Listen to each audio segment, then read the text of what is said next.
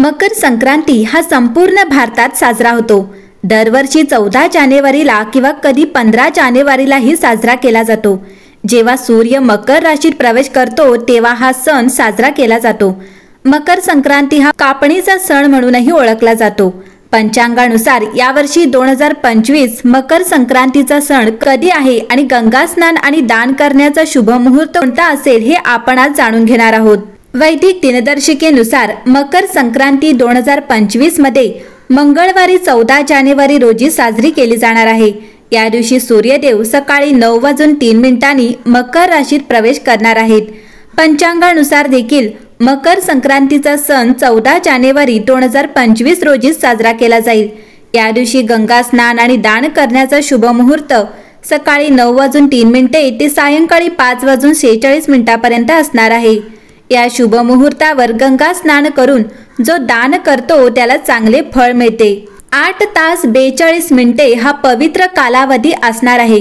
पवित्र कालावधीचा 1 तास 45 मिनिटांचा असणार आहे। ज्योतिषशास्त्रानुसार या दोन्ही काळात गंगा स्नान आणि दान करणे फलदायी ठरेल।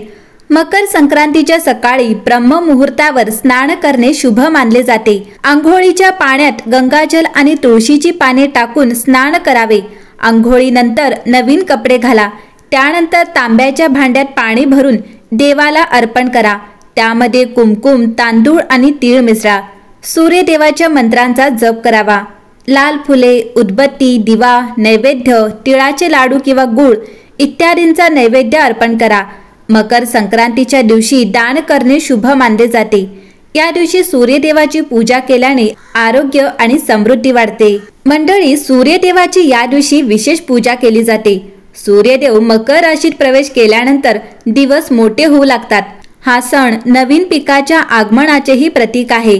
या दिवसापासून सूर्य उत्तरायण होतो, म्हणजे सूर्य दक्षिणायनातून उत्तरायणाकडे जाऊ लागतो, जे सकारात्मक ऊर्जा आणि आनंदाचे प्रतीक मानले जाते। मकर संक्रांतीच्या दिवशी गंगा, यमुना आणि इतर पवित्र नद्यांमध्ये स्नान करणे शुभ मानले जाते। या दिवशी दान आणि पूजेलाही विशेष महत्त्व आहे। मंडळी, असे मानले जाते की मकर संक्रांतीच्या दिवशी केलेले दान केवळ या जीवनात सुख समृद्धीच देते असे नाही, तर अनेक जन्मांचे पुण्यही देते। तुम्हाला अशा 6 गोष्टींबद्दल आज सांगणार आहोत, ज्यांचे दान मकर संक्रांतीच्या दिवशी केल्याने तुमच्या कुंडलीतील ग्रहांची स्थिती मजबूत होते।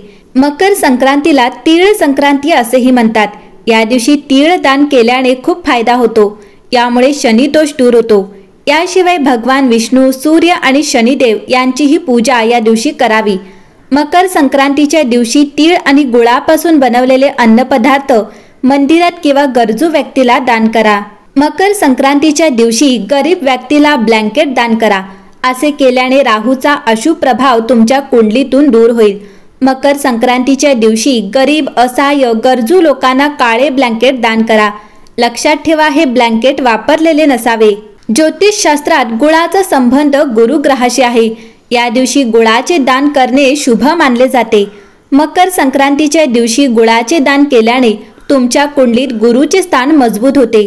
गुरुच्या बळामुळे करिअरमध्ये प्रगती होते। जीवनात सौभाग्य, सुख आणि समृद्धी प्राप्त होते। मकर संक्रांतीच्या दिवशी खिचडी बनवणे खूप महत्त्वाचे आहे। मकर संक्रांतीच्या खिचडीमध्ये तांदूळ, उडीद डाळ आणि हिरव्या भाज्यांचा वापर केला जातो। या दोन्ही गोष्टी शनी, बुध, सूर्य आणि चंद्राशी संबंधित आहेत। या दिवशी खिचडी खाणे आणि दान केल्याने या सर्व ग्रहांची कृपा प्राप्त होते। मकर संक्रांतीच्या सणावर तुपाचे दान करणे देखील शुभ मानले जाते, कारण तुपाचा संबंध सूर्य आणि गुरुशी आहे। मकर संक्रांतीचा हा सण हा सूर्याच्या उपासनेचा सण आहे आणि अशा स्थितीत तूप दान केल्याने कुंडलीतील सूर्य आणि गुरु बळकट होतात। हे दोन्ही ग्रह जीवनात यश, सुख, समृद्धी आणि सन्मान घेऊन येतात। ज्योतिषशास्त्रात उडद हे शनी ग्रहाशी संबंधित मानले जातात। मकर संक्रांतीला खिचडी दान करण्याबरोबरच उडदाचे दान करण्याचे विशेष महत्त्व आहे। मकर संक्रांतीच्या दिवशी तुम्ही उडीद डाळ दान करू शकता। असे केल्याने ज्या लोकांना शनीची साडेसाती किंवा ढय्याचा त्रास होत आहे त्यांना यातून आराम मिळू शकतो। मंडळी, मकर संक्रांतीच्या दिवशी कांदा, लसूण, मांस आणि मद्य यासारखे तामसिक पदार्थ खाणे टाळावे। मकर संक्रांतीच्या दिवशी सात्विक अन्नाचे सेवन करावे। मकर संक्रांतीच्या दिवशी तुम्ही कधीही ज्येष्ठांचा आणि गरिबांचा अपमान करू नका। या दिवशी तुम्ही कोणाशीही वाईट किंवा नकारात्मक बोलू नका। मकर संक्रांतीच्या दिवशी तुम्ही मद्यपान टाळावे, यामुळे तुमच्या कुटुंबातून सुख समृद्धी दूर होऊ शकते। मकर संक्रांतीच्या दिवशी तुम्ही तांदूळ, डाळी, गूळ, द्राक्षे, सुकामेवा आणि दुधापासून गोड भात तयार करावा। या दिवशी एखाद्या मंदिरात जाऊन देवाचा आशीर्वाद घ्यावा आणि तिथे वेळ घालवा। या दिवशी गोड भोपळ्याचे सेवन अवश्य करावे। मंडळी, मकर संक्रांतीच्या दिवशी घरी आंब्याच्या लाकडाने हवन करावे। यामध्ये गायत्री मंत्रांचा 108 वेळा जप करताना तीळ अर्पण करा। असे मानले जाते की याने घरात सुख समृद्धी येते, रोग संपतात, घरामध्ये सकारात्मक ऊर्जेचा प्रवाह वाढतो। मकर संक्रांतीच्या दिवशी विवाहित स्त्रिया हळदी कुंकूचा विधीही करतात। विवाहित स्त्रिया त्यांच्या विवाहाचे रक्षण करण्यासाठी एकमेकांना हळद आणि कुंकू लावतात आणि विवाह साहित्याचे वाटपही करतात। यामुळे पतीचे आयुष्य वाढते आणि सौभाग्य वाढते अशी मान्यता आहे।